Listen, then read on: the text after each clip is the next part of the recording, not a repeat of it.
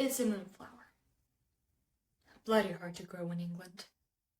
This plant only blooms 2 months a year and only at night.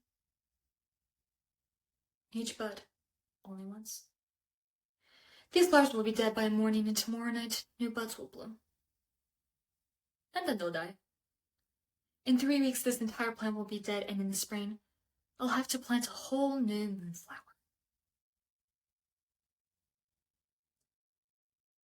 That's what people feel like to me. Exhaustive effort. Very little to show for it. Even you. Even me. Especially me. So I figured I'd save you some effort. Skip to the end, take a shot, why not? So, here goes. Okay. Mom was Louise, Dad was Dennis. Dennis met Louise when she was 18, he was 24. Total surprise a year later, my brother Denny. I mean, less of a surprise, I guess. Dad starts working in a coal mine. It's more money, slightly more, but he's barely home now, and, well, Louise is at home with the kids, which is basically a kid herself. A kid with 2 kids and a husband 600 meters down.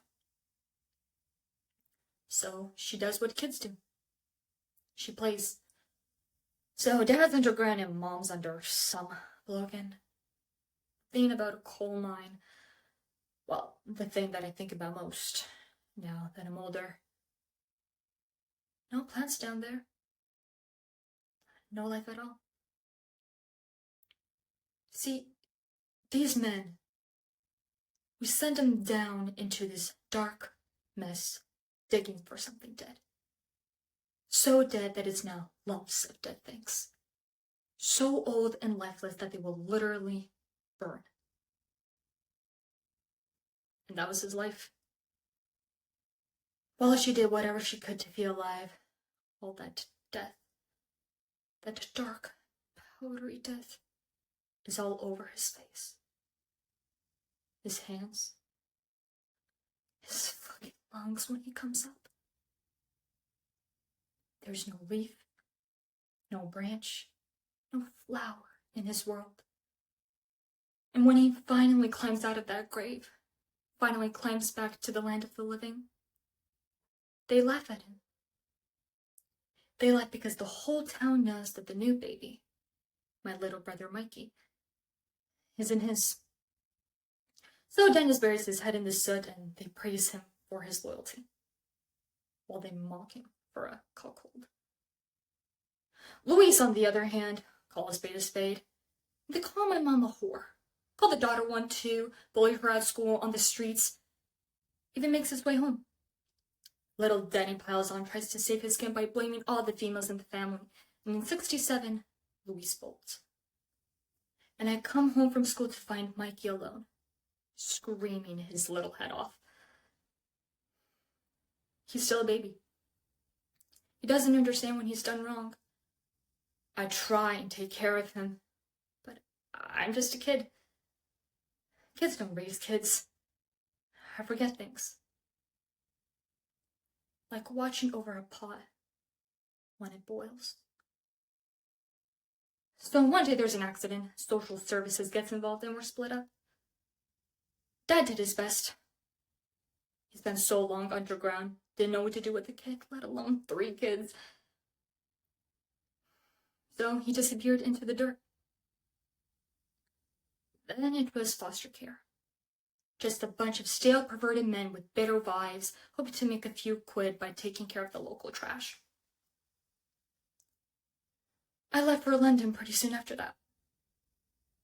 Got myself into all sorts of trouble there. Wound up serving a couple of years. And it's there. I start gardening.